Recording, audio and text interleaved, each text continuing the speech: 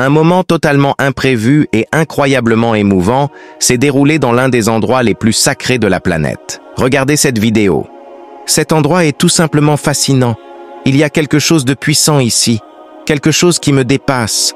C'est un privilège d'être là, de le voir de mes propres yeux. Je n'ose imaginer ce que cela doit représenter pour un musulman. L'expérience doit être encore plus forte, encore plus profonde. Voir des centaines, voir des milliers de personnes marcher paisiblement vers la mosquée, un sourire sur le visage, c'est une scène bouleversante. Bien sûr, j'aimerais en voir davantage, mais si l'on vient ici en tant que non-musulman, il faut avant tout faire preuve de respect.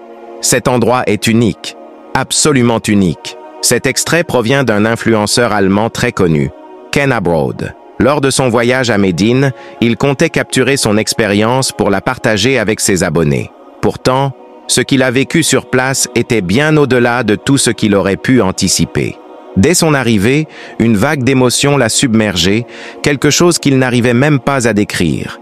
Dans une vidéo devenue virale, il apparaît bouleversé, les larmes aux yeux, emporté par une énergie indescriptible. Il répète à plusieurs reprises à quel point il ressent la puissance et la sacralité de cet endroit jusque dans son âme. L'intensité du moment l'a totalement pris de court. Mais ce qui l'a le plus marqué, c'est cette vision. Des milliers de musulmans avançant d'un même pas vers la mosquée du prophète, Al-Masjid An-Nabawi, unis par la prière. Cette scène en dit long sur la foi et l'amour que les musulmans portent à leur religion. Et puis, il y a eu ce moment particulier. Alors qu'il filmait, l'adhan du Maghrib a retenti. Le son de l'appel à la prière résonnait à travers les haut-parleurs, emplissant l'atmosphère d'une force incroyable. Ken, déjà ému, en a été bouleversé encore plus. Waouh! Entendre cet appel ici, dans un tel cadre, c'était juste indescriptible. Au départ, il voulait capturer un maximum de contenu pour permettre à ceux qui ne peuvent pas visiter Médine d'en ressentir la beauté. Mais quelque chose en lui a commencé à le troubler. Plus il avançait, plus il ressentait une gêne. Pointer sa caméra ici et là lui paraissait soudain déplacé, comme si filmer ce lieu risquait d'en altérer la sacralité. Alors, il a pris une décision inattendue. Arrêter de filmer. Ken a expliqué qu'il ne pouvait pas, qu'il ne voulait pas traiter cet endroit comme un simple décor de voyage. L'importance spirituelle de Médine était trop grande, trop profonde. Il fallait qu'il respecte ce sentiment, même s'il ne l'avait jamais anticipé en venant ici. Frères et sœurs, ce moment en dit long. La sainteté de la Mecque et de Médine est si puissante qu'elle touche même ceux qui ne sont pas musulmans.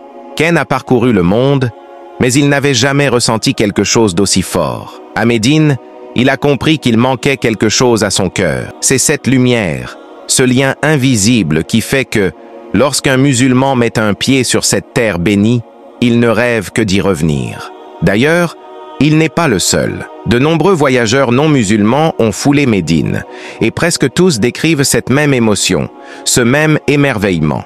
Il y a ici une énergie que l'on ne trouve nulle part ailleurs. Visiter la Mecque et Médine bouleverse l'âme.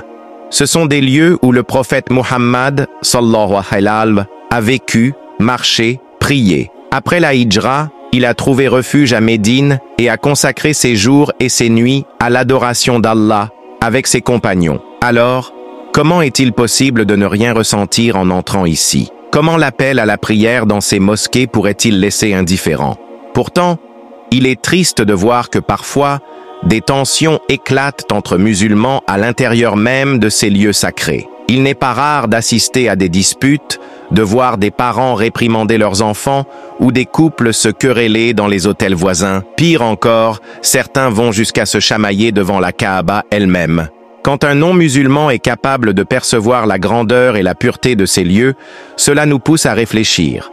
Nous avons la chance inestimable d'avoir accès à ces sanctuaires. Préservons-les en nous comportant dignement et en honorant leur sacralité. Qu'Allah, subhanahu wa ta'ala, guide Ken Abroad vers la vérité.